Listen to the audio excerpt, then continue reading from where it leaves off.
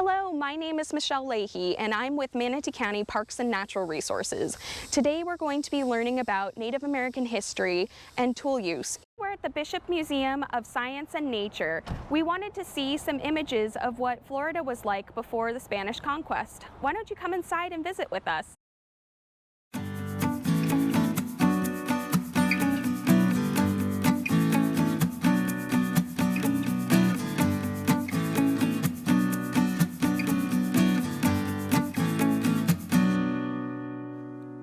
Here in the Tampa Bay area, we had the Calusa to the south and the Tocobaga to the north. Both of these groups used the sea and the natural environment to get their needs met. We're going to talk about a few different tools that they used, including a shell hammer, projectile points, and the atlatl. Some of the natural materials that Native Americans would use to make their lives here are wood, shell, and then shark's teeth. Our first and most important example is this shell that has been hollowed out to make a hammer. So what would happen is if you found this lovely, delicious creature, you would take something hard and break the side of it, and with the loss of pressure, you could pull the creature out and have them for a snack. But now you've got this lovely tool. You take a piece of wood and some sinew and put the insert into it, the wood, and now you've got something really important for hollowing out canoes, all sorts of things that you could use to create this hammer. So you've got a meal and a tool in one. How about that? So having sharp things is a pretty critical part of hunting.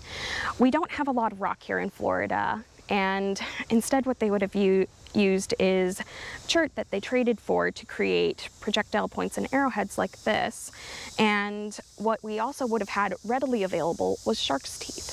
So these they would use to hunt down rabbits, deer, armadillo, and fish as well, animals that would have made up the diet of the Native Americans. One of the Native American hunting tools I'm excited to show you today is the spear, with 3 fletchings at the end plus the atlatl.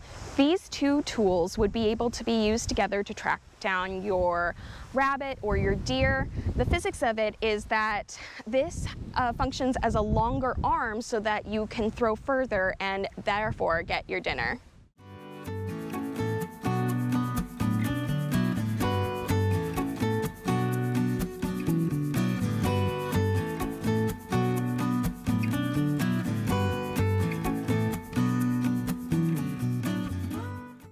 One of the ways that Native Americans at Emerson Point Preserve took advantage of their natural resources was with fishing.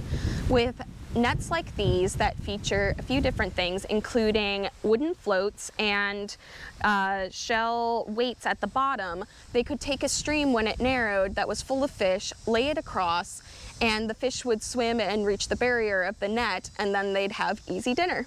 Simple, right? At Emerson, we have examples of both temple mounds and middens that are there for you to explore, but we also have images here at the Bishop that you can see what life was like for Native Americans and how important that the middens were for them. Made out of oyster, stacked up one on top of each other, these dominated the landscape. Here at Emerson Point Preserve, we are very lucky to have several examples of middens. Middens were individual family trash heaps, essentially, that on top they would build their family hut that would have everybody, and after time, throwing out their used oyster shells, they would start to grow in size. Middens are very important for the archaeological record because by looking at the things that are thrown out, we can look at what was inside of a home. Welcome to Emerson Point Preserve's Portavant Temple Mound. Let's explore together. Come on.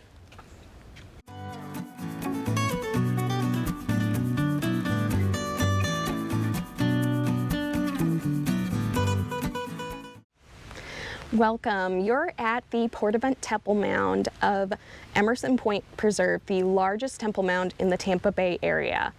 So what makes a temple mound special? Well, it's distinct from middens, which are individual family homes and often features a lot of trash. and the refuse that the family threw out during their time living there. Temple mounds were intentionally built. They were meant to be shining white and to stand out from the landscape. The native chief would have his family often on top of it, and often his remains would be interned on top, sometimes burnt down and mixed in with another layer of oyster shell. Temple mounds, unfortunately, have not stood the test of time because a lot of places have used them to create roads that your cars drive on. For example, Mound Street in Sarasota and Cortez in Bradenton. We're very grateful to have it, and we do a lot of things to protect it so that it can be here for all generations to come.